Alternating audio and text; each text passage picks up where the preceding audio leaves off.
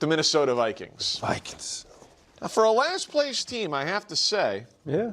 you got a lot going for you. Mm-hmm. 9 wins last season. Some really impressive things on defense. You just have this one glaring issue that's jumping off the chart, but it's an important one. It's the quarterback. J.J. McCarthy's been a main story. You got to figure out a way to make him a side story this upcoming year, because I think that they are going to commit to J.J. McCarthy for this year. They'll bring in some level of competition, but I don't think it's going to be as big of a swing as some Vikings fans would want. J.J. finished the last 4 games pretty solid, so I think they traded up for him. I think they're going to ride with J.J. If you look at the Minnesota defense from last year, last 2 weeks of the season, they held Detroit to 10 points. They held Green Bay to 3 points. Brian Flores, they were able to retain him. He's the highest paid defensive coordinator in football. They won 9 games. If they can just figure out a way to make J.J. McCarthy not the only thing we talk about with this franchise, Greg, you live in Minnesota, they're not that far away from being a very dangerous football team. Yeah, you're spot on. I mean, there's no surprise that you have to fix this situation at the quarterback position, whether that's continuing to develop who he is, building his confidence, encouraging him to just be more and not necessarily force the ball down the field, but what being more looks like is what we saw with Caleb in running the offense and making it look smooth, being on time, being on schedule. A large part of his success is going to weigh on whether or not they can have an established running game. Because when you have a young quarterback that's not as seasoned, that has inaccurate sees about his throwing at times, not on the same page with his receivers, you have to be able to turn around and hand the ball off. If they can do that, they might get a little bit more production out of J.J. McCarthy, but he has a lot of work to do. I like that you threw up their defensive stats because they do have a damn good defense, but the interior of their defensive line was horrible. All right, they struggle mightily to stop the run. And if you're the Vikings in this division, when you know you got the Lions and you know what the Bears look like running the ball, you have to find some big uglies in the middle to plug those A-gaps, and they simply didn't have it this year. They're going to have to go in the draft and get some big uglies that really can help them out in their run defense.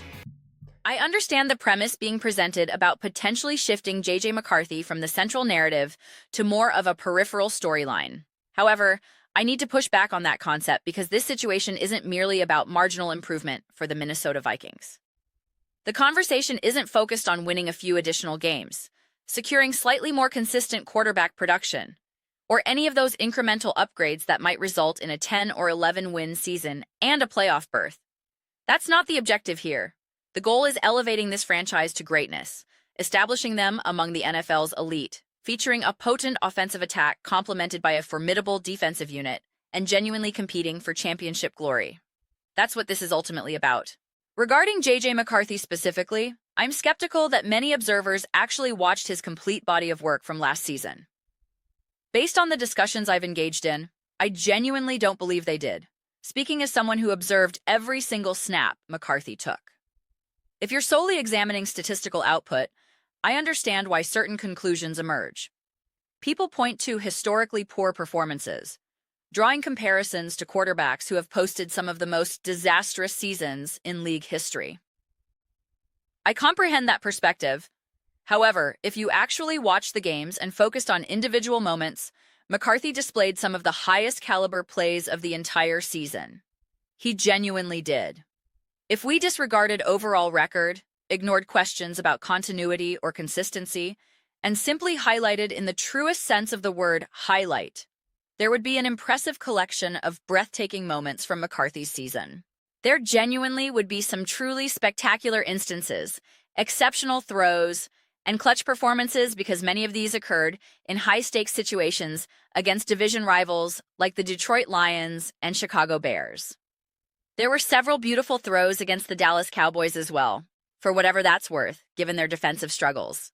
After processing all of this, I've reached a definitive conclusion about how I perceive the Minnesota Vikings situation, specifically regarding J.J. McCarthy.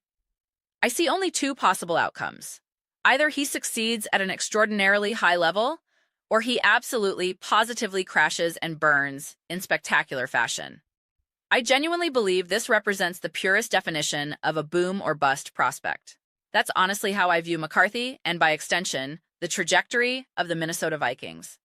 So when you suggest transforming McCarthy from main story to side story, I have to question that premise.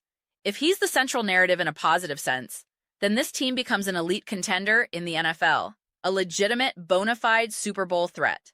They'd carry much of the same energy they possessed in 2024, but with the added belief that their quarterback elevates them to the next level.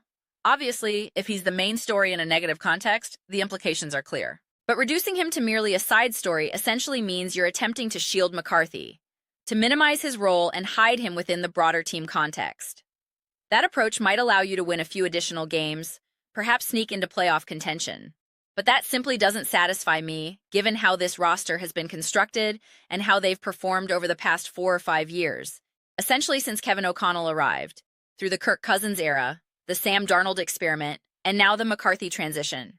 This organization is positioned for something special. This isn't about incremental progress, taking modest steps forward. After multiple seasons of building, it's time to hit the ground running immediately. When I evaluate teams through the lens of championship contention, which is ultimately what matters during February discussions like this, I ask what's necessary to reach that level. For the Vikings, the answer is J.J. McCarthy performing at an exceptional level. Now, that doesn't require him to become a top 2 quarterback immediately. What I'm trying to articulate involves something like star power, though that term proves somewhat tricky to define precisely, so you'll have to follow my meaning here. There was significant energy, considerable star presence in his performances. That's what I'm attempting to convey. There were numerous moments when I found myself thinking, I can envision it. Let me frame it this way.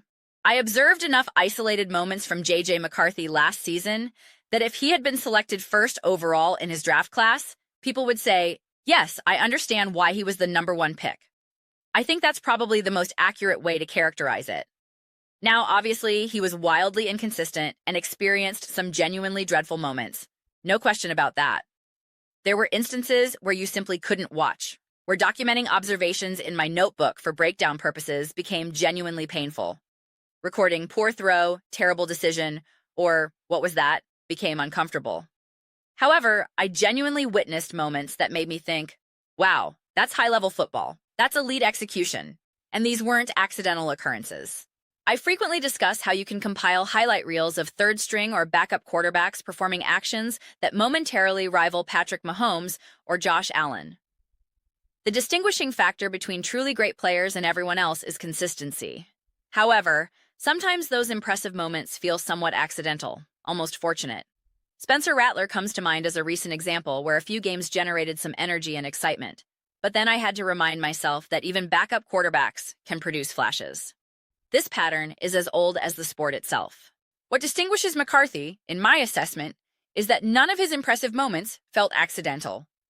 They didn't appear momentum-driven, where a player gets caught up in the moment and strings together temporary success. Think of it this way. Imagine someone who fundamentally cannot shoot three-pointers, a genuinely poor basketball player. If they take 10,000 shots, they might eventually make 3 in a row, and if you only witness those 3 makes, you might conclude they're an exceptional shooter. But that's not the case with McCarthy. His impressive moments felt authentic, like he was genuinely in command, confident, and prepared to execute at a high level. Then there were plenty of other moments where he appeared completely out of control, lacking confidence, with everyone simply hoping for the best outcome. This duality is precisely why I view him as such a definitive boom-or-bust prospect. Either he becomes an absolutely outstanding quarterback for the Minnesota Vikings, or you find yourself trapped in perpetual inconsistency, experiencing moments of brilliance, followed by stretches where winning becomes impossible, because you never know which version of him will appear on any given Sunday. The unpredictability becomes untenable. I'm genuinely fascinated to observe how they bridge this gap, how they address this inconsistency. And I don't believe the solution involves diminishing his ceiling, bringing those highs down to achieve greater stability. That's probably what I'm trying to emphasize most strongly. This is why I cannot conceive of a scenario where he isn't the main story. If the Vikings achieve relevance and establish themselves as a legitimate contender, McCarthy will be the primary engine driving that success. I don't see how he could be anything less. There's simply too much inherent volatility, too much dynamic potential there for him to fade into the background. I genuinely cannot wrap my head around that concept. So yes, this definitely represents a wait-and-see situation. I'm typically very forgiving with young quarterbacks early in their careers. I defend them consistently, allow them to experience failure, permit spectacularly terrible moments without overreacting. However, we're approaching year 3 now. I'm no longer extending excuses about poor coaching or inadequate supporting casts. The primary obstacle thus far has been injuries, which explains why I defended him throughout year 2, arguing that it effectively functioned as his rookie season.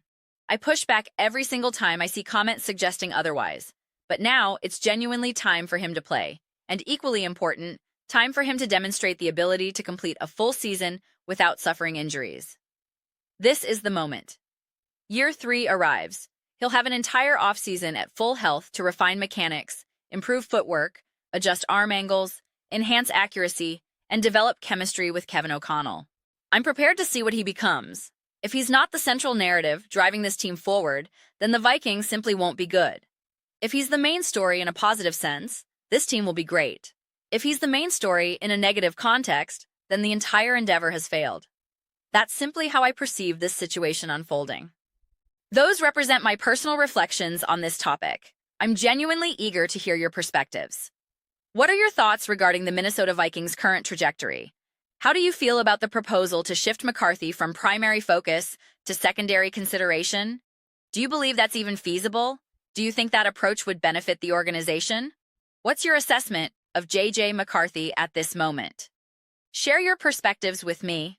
I personally review every comment received. Whether our viewpoints align or diverge, either way, let's generate meaningful dialogue. Let's engage in respectful debate. But ultimately, let's ensure we're enjoying ourselves. Please consider subscribing. We're cultivating an exceptional community here, and genuinely welcoming you as part of it would be fantastic. My objective is creating something we all authentically feel connected to, something we're genuinely enthusiastic about participating in. I believe we're making substantial progress toward achieving that goal. Remember to give this video a thumbs up as it genuinely enhances visibility and supports algorithmic reach. Thank you sincerely for your time. I'll connect with you next time.